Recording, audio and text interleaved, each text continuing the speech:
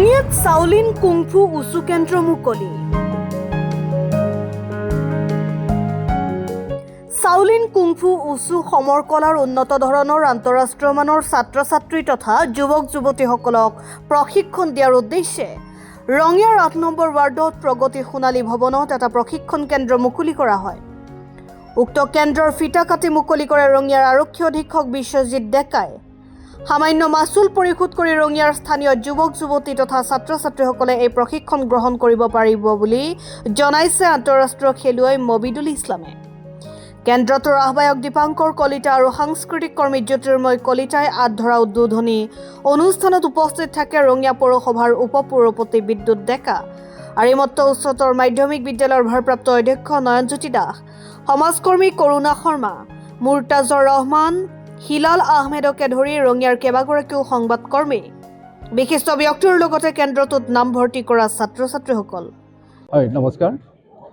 আজি ৰঙিয়াবাসীৰ কাৰণে এটা ভাল খবৰ, কিয়নো আপোনালোকে নিশ্চয় গম পাইছেই তাহানি সময়ত আজি প্ৰায় ৩৫ বছৰ জড়িত মই আজি সমৰ কলত জড়িত হৈছোঁ। তেতিয়াই প্ৰায় মই জড়িত হৈ আজি বিভিন্ন ক্ষেত্ৰত বিভিন্ন ঘাট প্ৰতিঘৰ জৰিয়তে মই আজি অতিবাহিত কৰিছোঁ। আৰু শেষত ১ নৱেম্বৰ প্ৰায় ৭ নৱেম্বৰলৈকে মই উজবেকিস্তান মই আন্তঃৰাষ্ট্ৰীয় ৱৰ্ল্ড কাপ চেম্পিয়ন মই খেলিবলৈ গৈছিলোঁ। আৰু আটাইতকৈ ভাল খবৰ ভাৰতবৰ্ষৰ কাৰণে, অসমৰ কাৰণে, তাতোকৈ আৰু ৰঙিয়াৰ কাৰণে যে মই ৱৰ্ল্ড কাপ মাৰ্চেল আৰ্ট চেম্পিয়নশ্বিপত মই গ'ল্ড মেডেল এচিভ কৰিছিলোঁ। আৰু তেনেকুৱা এটা ৰঙিয়াত বিশেষ কিবা এটা কৰাৰ কাৰণে জীৱনৰ ইচ্ছা আছে, অসমবাসী কিবা এটা কৰাৰ কাৰণে বহুত ইচ্ছা আছে। গতিকে নোৱাৰিলেও বহুত চেষ্টা কৰিছোঁ। আজি সেই ক্ষেত্ৰত আজি সদৌ মোৰ আজি এনেকুৱা সময়ত আমি ৰঙিয়াত এটা উপহাৰ দিব বিচাৰিছোঁ।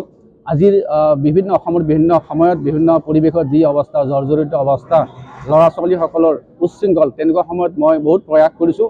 এটা আন্তঃৰাষ্ট্ৰীয় মানদণ্ডৰ যি সমৰ কলৰ যি আমাৰ একাডেমি, সেই একাডেমি মই খুলিবৰ কাৰণে প্ৰয়াস কৰিছোঁ। গোটেইখিনি চেষ্টা কৰিছোঁ। কিয়নো আগন্তুক দিনত আমি ৰঙিয়াৰ পৰাই গোটেই ভাৰতবৰ্ষক কেনেকৈ আমি প্ৰতিনিধিত্ব কৰিব পাৰোঁ, সেই আমি প্ৰচেষ্টা। ৰঙিয়াৰ পৰাই আমি কেনেকৈ অলিম্পিক প্লেয়াৰ বনাব পাৰোঁ, ৰঙিয়াৰ পৰাই কেনেকৈ বিশ্বকাপ খেলিব পাৰোঁ, ৰঙিয়াৰ পৰাই কেনেকৈ গোটেই বিশ্বৰ দলত নাম কৰিব পাৰোঁ, সেইটো বিচাৰিছোঁ। আৰু আজিৰ যি উঠি অহা প্ৰজন্মসকলৰ যি উচ্ছৃংখলতা, সেই উচ্ছৃংখলতা আমি শেষ কৰিবৰ কাৰণে আমি প্ৰয়াস কৰিছোঁ। যে খেলৰ জগতে গোটেই বিশ্বৰ দৰবাৰত ৰঙিয়াৰ নাম হওক, সেইটো আমি প্ৰয়াস কৰিছোঁ। আৰু এই সমৰ কলৰ আজিৰ যি এই আমি একাডেমি খুলিছোঁ মুদেৰাত, এই একাডেমিৰ জৰিয়তে বিশ্বত আমি ৰঙিয়াৰ নাম উজ্জ্বল কৰিবৰ কাৰণে প্ৰয়াস কৰিছোঁ। আৰু সেয়েহে আজি যি মই মোৰ জীৱনৰ দীঘলীয়া জীৱন পৰিক্ৰমাত যিখিনি মই কাম কৰিছোঁ, গতিকে নিশ্চয় ৰঙিয়াবাসীৰ মোৰ বন্ধুসকল সকলোৰে মোৰ আশীৰ্বাদ মৰম মই পাইছোঁ। আৰু আগন্তুক জীৱনত নিশ্চয় মই সকলোৱে মোক সহায় কৰিব। সেয়েহে জীৱনত কিবা এটা ভাল কাম কৰাৰ কাৰণে প্ৰয়াস কৰিছোঁ। হয়তো নিশ্চয় কেতিয়াবা অলপ উজুতি খাব পাৰে, গতিকে সেইটো আমাৰ ডাঙৰ কথা নহয়। জীৱনত সমাজত কিবা এটা কাম কৰাৰ কাৰণে বহুত চেষ্টা কৰি আছোঁ। গতিকে আজি যিখিনি ৰঙিয়াবাসীৰ সন্মান মৰম পাইছোঁ, অসমবাসীৰ সন্মান মৰম পাইছোঁ, গতিকে মোৰ যিখিনি মোৰ বন্ধুবৰ্গ তেখেতসকলে যিখিনি মোক সন্মান দিছে আজি, গতিকে সঁচাই আনন্দিত।